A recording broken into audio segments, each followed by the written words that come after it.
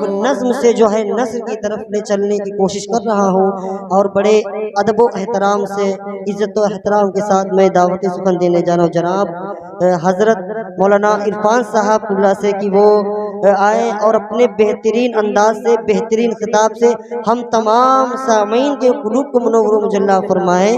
آئیے ان کا استقبال کریں، بلند آواز سے مولانا صاحب کا استقبال کریں۔ نعرہ تکبیر، دونوں ہاتھ اٹھا کے، نعرہ تکبیر، نعرہ رسالت، جشن عید میلاد النبی، سرکار کی آمد، جناب مولانا عرفان صاحب قبلہ، نعرہ تکبیر، نعرہ رسالت۔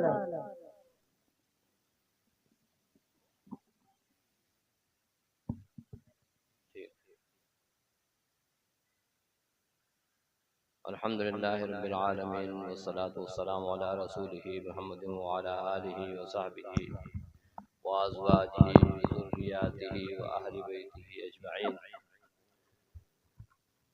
وسلم تسلیما کثیرا کثیرا، اما بعد، اعوذ باللہ من الشیطان الرجیم، بسم اللہ الرحمن الرحیم۔ ان اللہ وملائکتہ یصلون علی النبی یا ایہا الذین آمنوا صلوا علیہ وسلموا تسلیما۔ وقال اللہ تبارک وتعالی محمد رسول اللہ والذین معه اشداء علی الکفار رحماء بینہم تراہم رکعا سجدا یبتغون فضلا من اللہ ورضوانا سیماہم فی وجوہہم من اثر السجود ذلک مثلہم فی التوراۃ ومثلہم فی الانجیل۔ وقال اللہ تبارک وتعالی انا ارسلناک شاہدا ومبشرا ونذیرا وداعیا الی اللہ باذنہ وسراجا منیرا۔ سبحان وقال اللہ۔ اللہ تبارک وتعالی ما كان محمد ابا احد من رجالکم ولكن رسول اللہ وخاتم النبیین وكان اللہ بكل شیء علیما۔ برادران اسلام اور ہمارے معزز مکرم و محترم خانقاہ ساغریہ کے سجادہ نشین اور روایات ساغریہ کے امین حضرت معیز الدین ساغری صاحب دامت برکاتہم، اور ہمارے استاذ محترم اور گوپا مئو کے سلسلہ اساتذہ کی آخری کڑی حضرت حافظ مقبول صاحب مجدد العالی، اور ہمارے نوجوانان اسلام، شیدائیان اسلام اور شرکائے محفل، بزرگوں اور دوستوں، ہمارے لیے بڑی خوش نصیبی کی بات ہے، اور میں اپنے لیے بھی بڑی خوش نصیبی محسوس کرتا ہوں کہ اس موضوع پر اور اس مبارک محفل میں اس آستانہ نبوت کے سلسلے میں اس کی بارگاہ میں کچھ حقیر سے جذبات پیش خدمت کروں۔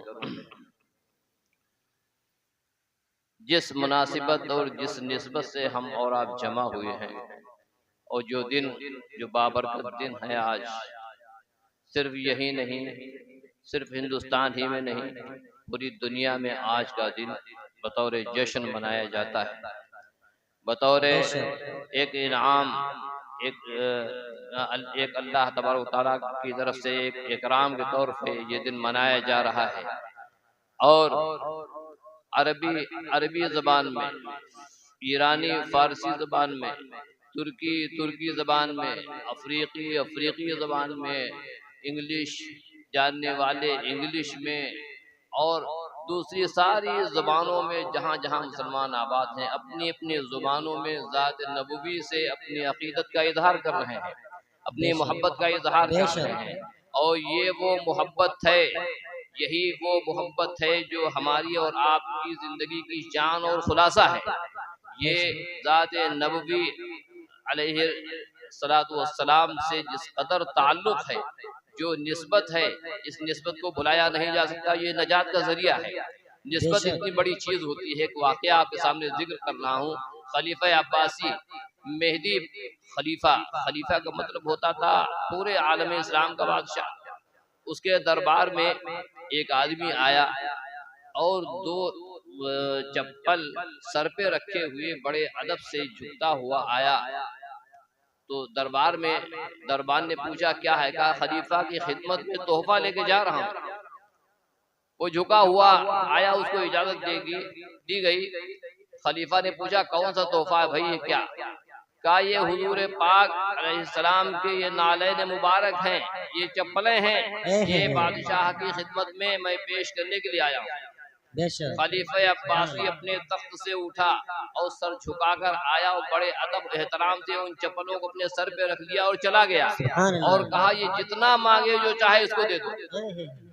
اس کو تو دے دیا گیا۔ بعد میں وزیروں نے پوچھا، وزراء نے پوچھا کہ امیر المومنین آپ نے کوئی تحقیق نہیں کی یہ واقعی نالین تھے بھی حضور پاک صلی اللہ علیہ وسلم کے یا نہیں تھے؟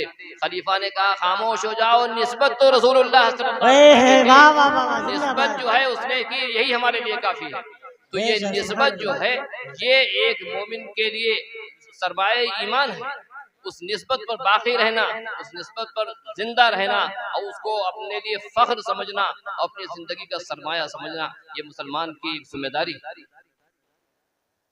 وہ ذات مقدس جس کے بارے میں اگر وہ ذات نہ آئی ہوتی تو ایک روایت کے مطابق کائنات ہی نہ بنی ہوتی، کائنات سجائی نہیں گئی ہوتی، چاند کو روشنی عطا نہیں ہوتی، سورج چمکتا ہوا نظر نہ آتا، اور یہ جو نظام شمسی ہے اور نظام کائنات ہے اس کو پتہ نہیں کن گردشوں کے حوالے کر دیا جاتا۔ حضور پاک صلی اللہ علیہ وسلم کی آمد سے سورج کو روشنی عطا ہوئی ہے، چاند کو چاندنی عطا ہوئی ہے، یہ زندگی کو روانی عطا ہوئی ہے اور زمین کو خوشگوار ماحول عطا کیا گیا ہے۔ یہ دین ہے اس ذات نبوی کی جس کی وجہ سے یہ محفل سجائی گئی، یہ بدل سجائی گئی۔ ہمیں اور آپ نہیں سجا رہے ہیں، کائنات پوری جھوم رہی ہے اور مست ہے، پوری کائنات جو شکر گزار ہے، پوری کائنات پر احسان ہے۔ اسی لیے اللہ تبارک و تعالیٰ قرآن پاک کے اندر ارشاد فرماتا ہے وَمَا أَرْسَلْنَاكَ إِلَّا رَحْمَةً لِّلْعَالَمِينَ، اے نبی آپ کو صرف انسانوں کے لیے نہیں، صرف مسلمانوں کے لیے نہیں، صرف جنات کے لیے، پوری کائنات کے لیے رحمت ہی رحمت بنا کر بھیج دیا گیا۔ اس سے پہلے انبیاء کرام آتے تھے، جو آتے تھے اپنی قوم کے لیے ہدایت کے لیے آتے تھے، اپنی قوم کی رہنمائی کرتے تھے، اپنی قوم کو صحیح راستہ بتاتے تھے اور وہیں تک ان کی دعوت محدود ہو جایا کرتی تھی۔ لیکن جس دعوت کے دائرے کو بڑھا دیا گیا، اتنا بڑھایا گیا، تمام انسانوں کو عام کر دیا گیا اور انسان سے بڑھا کر جنات کو، پوری کائنات کو عام کر دیا گیا۔ یہ رحمت بٹی حضور پاک صلی اللہ علیہ وسلم کی تشریف لے آنے کے وجہ سے۔ مدینہ منورہ جہاں آپ تشریف فرما ہے، وہاں کا ذکر آتا ہے مومن کی آنکھ میں آنسو نہ آ جائیں تو ایمان ادھورا ہے، مومن تڑپ نہ اٹھے تو اس کے ایمان کے اندر خامی ہے۔ وہاں کا تصور اگر آئے اور مومن بے چین نہ ہو جائے تو اس کے ایمان کے اندر کوئی نہ کوئی نقص اور کمی ضرور ہے۔ میں آپ کے سامنے کو واقعہ ذکر کرتا ہوں۔ سلطان عبد الحمید ترکی کا بادشاہ، فیصلہ ہوا کہ مدینے تک ریلوے لائن بچھائی جائے۔ لائن بچھنے لگی، مدینے کے قریب جب لائن پہنچی تو بڑے ادب اور احترام سے ایک ایک چیز کو لے آیا جاتا تھا، اور مدینے میں کھٹ کی آواز نہیں ہوتی تھی، کسی نٹ بورڈ کو کسنے کی ضرورت ہوتی تھی، مدینے سے باہر لے جایا جاتا تھا، وہاں سے ٹائٹ کر کے لے کر خاموشی رکھ دیا جاتا تھا۔ اور جب ٹرین چلنے کی نوبت آئی تو خلیفہ کو معلوم ہوا کہ ٹرین چلے گی تو وہاں پر آواز آئے گی، دھڑدھڑاہٹ کھڑکھڑاہٹ کی آواز ہوگی۔ خلیفہ نے کہا مدینے میں کوئی بھی آواز پہنچنی نہیں چاہیے، اور جو ریلوے لائن ہے اس کے اوپر اتنا ریشم بچھا دیا جائے کہ وہاں تک ریل پہنچے، آواز نہ ہو، آواز ہوگی میرے نبی حضور پاک صلی اللہ علیہ وسلم کو تکلیف محسوس ہوگی۔ یہ خلیفہ سلطانی کی بات ہے۔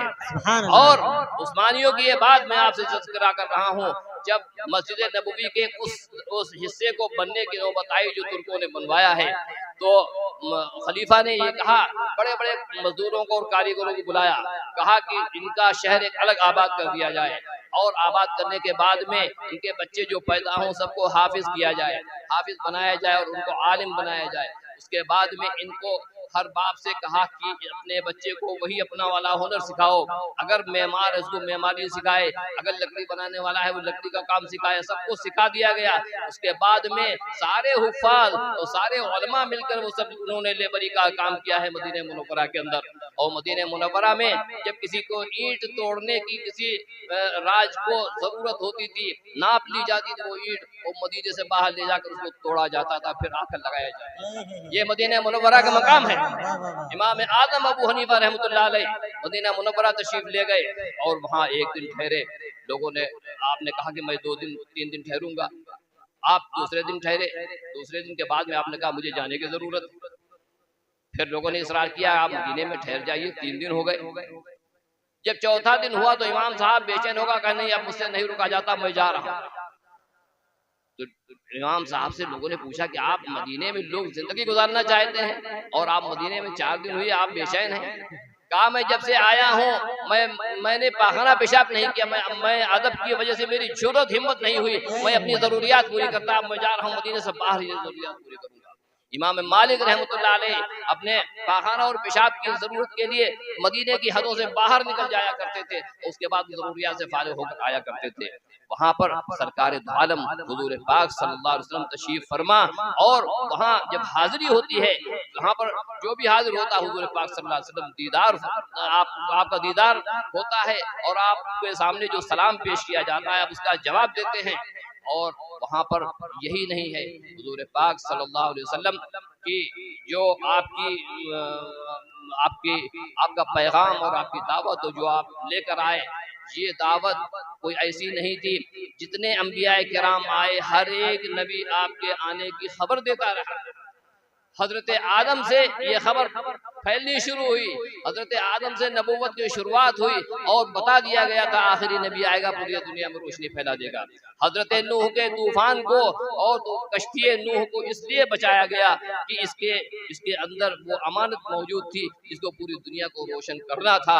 حضرت ابراہیم علیہ السلام جب کھڑے ہوتے ہیں اور کعبہ شریف کی تعمیر کرتے ہیں تو دعا فرماتے ہیں ربنا وبعث فیہم رسولا منہم یتلو علیہم آیاتک، اے رب العالمین یہاں ایک رسول بھیج دے جو تیری کتاب کو پڑھے اور لوگوں کا تزکیہ کرے۔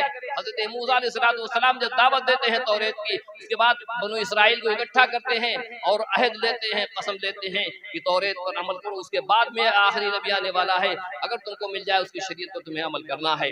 حضرت داؤد علیہ السلام پر جب زبور نازل ہوئی اس کے اندر ترانے اور نغمے تھے، اللہ تبارک و تعالیٰ کی حمد و ثنا ترنم سے وہ گائی جاتی تھی۔ حضرت داؤد فرماتے ہیں کہ اے رب العالمین وہ تیرے ترانے اور تیرے وہ نغمے جو ہیں وہ ہم سے پورے گائے نہیں جاتے، تیرا حق نہیں ادا ہو رہا ہے، اور میری امت کم ہے، تو پہاڑوں کو حکم دیا گیا اور چڑیوں کو اور پرندوں کو حکم دیا گیا داؤد کے ساتھ لے ملاؤ۔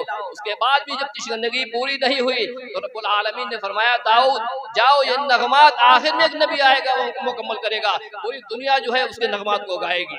داؤد سے یہ کہہ دیا گیا۔ حضرت عیسیٰ علیہ السلام آخری آپ پر جب وحی نازل ہوئی تو انجیل کے اندر یہ کہا گیا کہ ایک آخری نبی آئے گا جو اللہ تبارک و تعالیٰ نے فرمایا ہماری تمام بکھری ہوئی بھیڑوں کو اکٹھا کر دے گا اور تمام دنیا میں آتشی شریعت نافذ کر دے گا جس سے تمام دنیا میں روشنی پھیل جائے گی۔ وہ نبی جو ہے وہ اس کا وعدہ لے لو، بنی اسرائیل سے حضرت عیسیٰ نے وعدہ لیا وہ نبی آنے والا ہے، اس پر عمل کرنا، اور بنی اسرائیل اس پر عمل کرتے رہے، تلاش کرتے اس نبی کو۔ رسول پاک صلی اللہ علیہ وسلم جب شام کے سفر پر گئے وہاں پر ایک جو راہب تھا اس نے پہچان لیا اور ابو طالب سے ان کو لے جاؤ یہ آخری نبی ہیں۔ بہرحال قرآن کہتا ہے یعرفونہ کما یعرفون ابناءہم، پورے بنی اسرائیل ایسے پہچانتے ہیں جیسے اپنے بیٹوں کو پہچانتے ہیں، لیکن یہ بغاوت اور سرکشی کی وجہ سے نہیں مانتے۔ کہنے کی بات یہ ہے حضور پاک صلی اللہ علیہ وسلم اور آخری نبی کا مقام جو ہے انبیاء کرام نے پہلے واضح کیا، اور آپ کی دعوت کی جو خصوصیت ہے وہ یہ ہے آپ نے حضرت عیسیٰ کی پوزیشن کو کلیئر کیا۔ حضرت عیسیٰ پر جو عیسائیوں نے الزام لگایا قرآن نے انہیں صاف کیا اور آپ نے ان کو پاک کیا، اور انجیل کے اندر جو کمیاں تھیں قرآن نے اس کو اجاگر کر دیا، حضور پاک صلی اللہ علیہ وسلم نے ان کی کمیوں کو ابھار دیا، حضرت عیسیٰ کی پوزیشن کو صاف کر دیا، حضرت زکریا حضرت یحییٰ کی پوزیشن کو صاف کیا, حضرت موسیٰ کی پوزیشن کو صاف کیا, حضرت ابراہیم علیہ السلام کی پوزیشن کو صاف کیا. قرآن کہتا ہے آپ کی زبانی ما کان ابراہیم یہودی ولا نصرانی ولکن کان حنیفا مسلما. پوزیشن انبیاء کرام کی آپ نے صاف کر دی. یہ تو نبیوں کا ساتھ سلسلہ تھا. ہمارے اور آپ کے ساتھ کیا ہوا؟ ہم اور آپ کہاں بیٹھے ہوئے ہیں؟ ایک وہ دعوت ہم تک پہنچی, ہم پر اللہ کا فضل ہوا, ہم نے جو کلمہ پڑھا ہم کو کلمہ نصیب ہوا. خدا کی قسم یہ وہ کلمہ ہے جو جنت میں لے جانے کے لیے کافی ہے. ایک حضور پاک صلی اللہ علیہ وسلم ارشاد فرمایا ایک آیت کے اندر ہے, من قال لا الہ الا اللہ دخل الجنہ, جس نے لا الہ الا اللہ پڑھ لیا وہ جنت میں داخل ہو گیا. وہ بات الگ ہے, اس کے گناہ ہیں, ان کی سزائیں دے کر اس کو پاک کر کے جنت میں اللہ تبارک و تعالیٰ داخل فرما دے گا.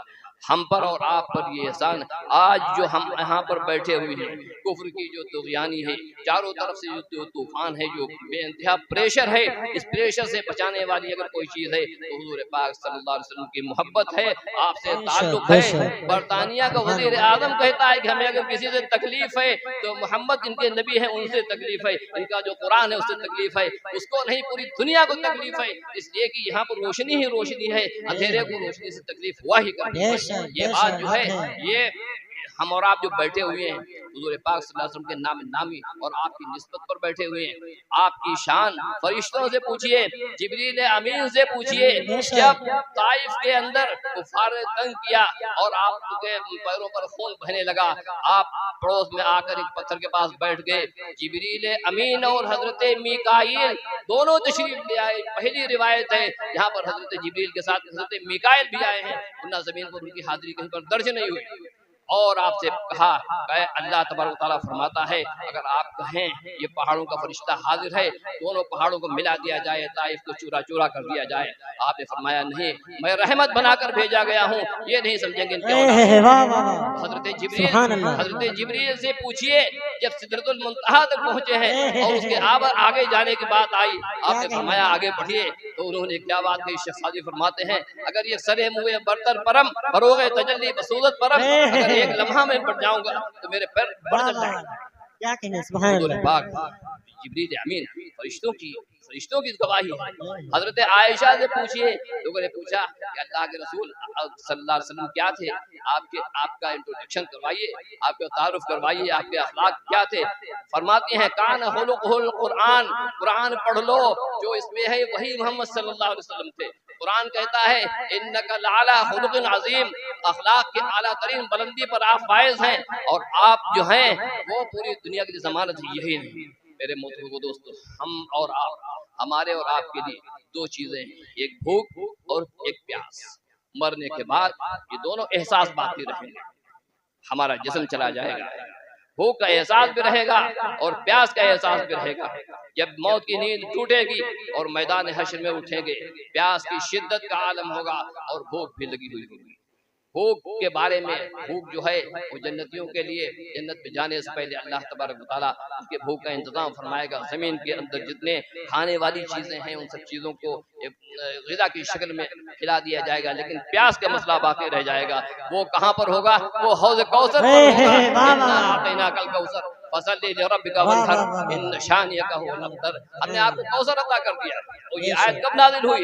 جب کفار مکہ نے آپ کو تنگ کر لیا تھا, آپ بہت پریشان و افسردہ تھے اور مایوس تھے, اور اپنے آپ جا کر آرام فرمانے لگے. اس وقت آیت نازل ہوئی.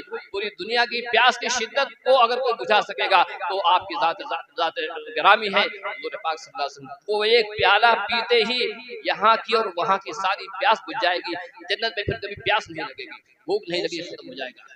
اور یہی نہیں, میزان عمل پر جب نامہ اعمال کو تولا جا رہا ہوگا, حضور پاک صلی اللہ علیہ وسلم تشریف فرما ہوں گے, ایسے بے چین ہوں گے جیسے کوئی ماں اپنے بچے کی وجہ سے بے چین ہوتی ہے. کسی مومن کا پڑھا اگر اڑ رہا ہوگا, آپ فرمائیں گے رب العالمین معاف فرما دے, ہمارا امتی ہے یہ, اس کو بخش دیا جائے. آپ وہاں پر امت کی سفارش فرمائیں گے. اس کے بعد روایت میں یہ آتا ہے کہ जब पुलसरात कायम की जाएगी, जमीन इधर, बीच में जहन्नम और आगे जन्नत, जहन्नम को क्रॉस करके जमीन को छोड़ दिया जाएगा, इंसान जो है जमीन को छोड़ देगा, जमीन का कुछ और काम हो जाएगा, इसको क्रॉसिंग के लिए क्रॉसिंग बिल्कुल होगा जिसको पुलसरात कहा जाता है। पुलसरात इतना सख्त होगा कि गुनाहों की वजह से लोग कट कट कर उसमें गिर रहे होंगे, हुजूर पाक सल्लल्लाहु अलैहि वसल्लम उस किनारे पर खड़े होंगे और फरमा रहे होंगे रब्बि सल्लिम रब्बुल आलमीन, मेरी उम्मत आ रही, इसको महफूज फरमा ले, इसको बचा ले, ये कहीं जहन्नम में न गिर जाए। इतना बड़ा मुहसिन आजम, इतना बड़ा अजीम आखिरी नबी जिसके ऊपर नबूवत का खात्मा हो गया, उसके लिए हक बनता है कि हम दुरूद पढ़े, अल्लाहुम्मा सल्ली अला सय्यिदिना व मौलाना मुहम्मद व अला आलि सय्यिदिना व मौलाना मुहम्मद व आलिहि। दोस्तों, कहने की बात ये है कि ये मोहब्बत, ये आप जुलूस को इसको कम न समझिए। ये जो महफिल मिलाद है, ये हुजूर पाक सल्लल्लाहु अलैहि वसल्लम की निस्बत से और आपकी मोहब्बत और आपके उस एहसान का शुक्रिया है, छोटा सा शुक्रिया है। हम कुछ नहीं कर सके, कुछ नहीं कर सकते हैं। यही मोहब्बत है जो मुसीबत में मुसलमान को थामने वाली है। बड़े से बड़े हादिसात दुनिया के अंदर जहाँ जहाँ पर तूफान बरपा है, जहाँ जहाँ पर हंगामे बरपा हैं, जहाँ जहाँ पर जंगें हैं, जहाँ जहाँ पर मुसलमानों के साथ शिद्दत और परेशानी का आलम है, मुसलमान जो पीछे नहीं हट रहा है, हुजूर पाक सल्लल्लाहु अलैहि वसल्लम मोहब्बत का करिश्मा है ये, आपके नाम नामी का करिश्मा है ये। लाखों मर रहे हैं, लाखों खत्म हो रहे हैं, लेकिन मुसलमान जो है वो मैदान से पीछे नहीं हट रहा है।